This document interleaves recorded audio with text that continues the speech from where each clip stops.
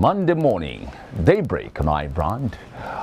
Now, the dispute between the Federal Inland Revenue Service and some states over the collection of value-added tax seems to be taking a new turn by the day, as two more states, Ogun and Akwa Ibom, say they are ready to enact laws that will enable them collect the tax in their states. Now, reacting to this, a special advisor to the President on Media and Publicity, Femi Adesina, on Sunday said President Muhammadu Buhari will abide by whatever final verdict the judiciary passes on the ongoing value-added tax VAT legal tussle.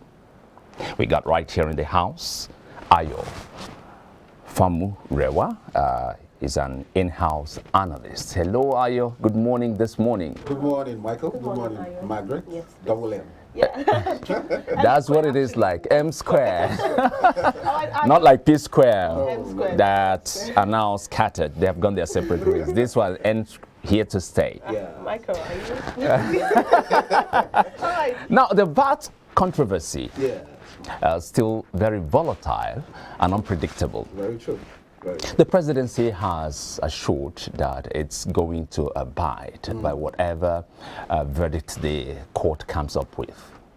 A positive statement there, isn't it? It is. You know, an administration that has, several times said, okay, whatever the court says, I will abide by it. You know, coming from the presidency, I did not expect anything less or different, because you're trying to show to your people that you're an administration that focuses on truth, justice, and equity.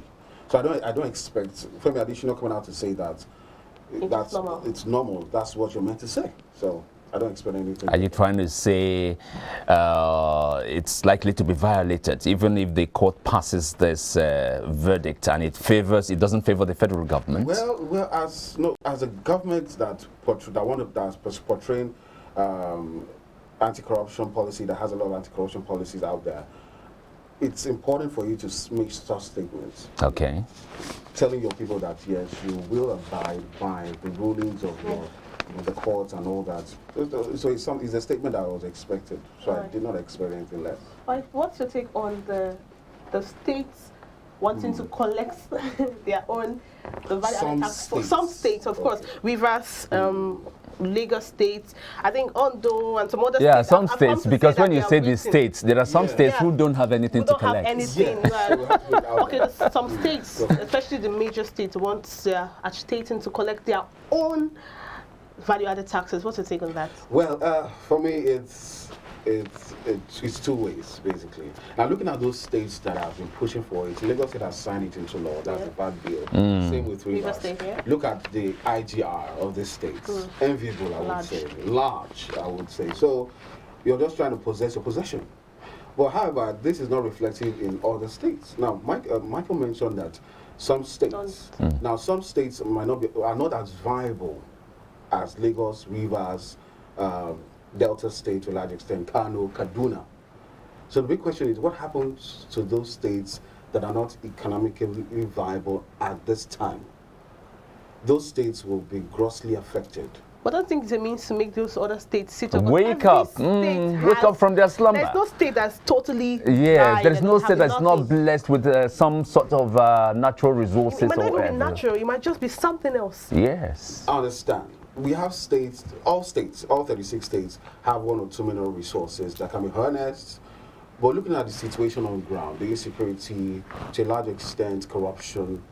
Now, if all states are mandated or allowed to collect VAT, now VAT is purely based on what you generate inwardly and also what you import. How many of these states are importing? Big question. Where are ports situated? Major ports, Lagos, Apapa, Tinkan. We have One as well.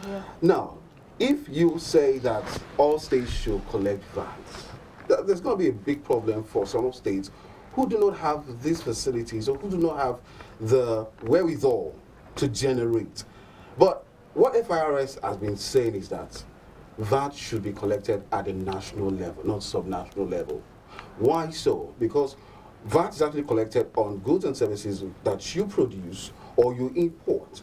Now, for example, if I do not have a port system or I do not have industries in my states, that means I'll be at the beck and call of the federal government allocation.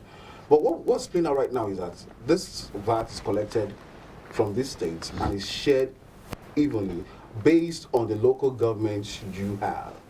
Now that's another kettle of fish, because some states have a large, especially those of them in the north. Yes, they have many local governments, but they give them more allocation as opposed to states. Like Lagos State, for example, has 20 local governments and 36 LCDs. But when the allocation comes, they constitutionally recognizes local government. So that's where the argument comes. But I'm of the opinion that the VAT collection, yes, and for the states to collect VAT, but it should be done gradually, because some states are having issues when it comes to IGR. And if those things are not sorted, trust me, we'll have a bigger problem on our hands as a nation. Now, for the benefits of the man in the street, you know, when they say the VAT matter should not or should be taken to, what is it now, the exclusive list. Yes. How do you explain that to the man in the street? Well, the man in the street is only concerned about the price of goods and services. Of course. No, there are some of them who might be listening, following, but when it gets to this point, it's like, what are they talking about? Now, as we all know that the VAT is 7.5%. on goods and services. Now, if the states are allowed to collect VAT, case in point, Lagos State, for example, Lagos State will have generate more revenue. SMEs will be able to thrive because the government will create an enabling environment. Now, the big question is, as we speak right now, Lagos State currently charges VAT or taxes. There's quite a number of taxes being paid in Lagos State. The big question is, if Lagos State collects VAT, will those taxes that are currently being charged or collected be eliminated? That's the fear of some people, that you will collect VAT, you will also collect taxes from people. What's the difference? Now, because as Lagos State collects taxes on so many local government taxes and other duties and levies as well.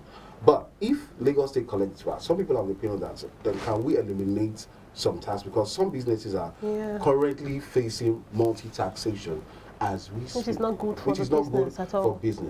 But let's even put that aside. If Lagos State collects VAT, as allowed to collect VAT by the Constitution and all that, more SMEs will thrive. More people will be employed. Businesses will do well.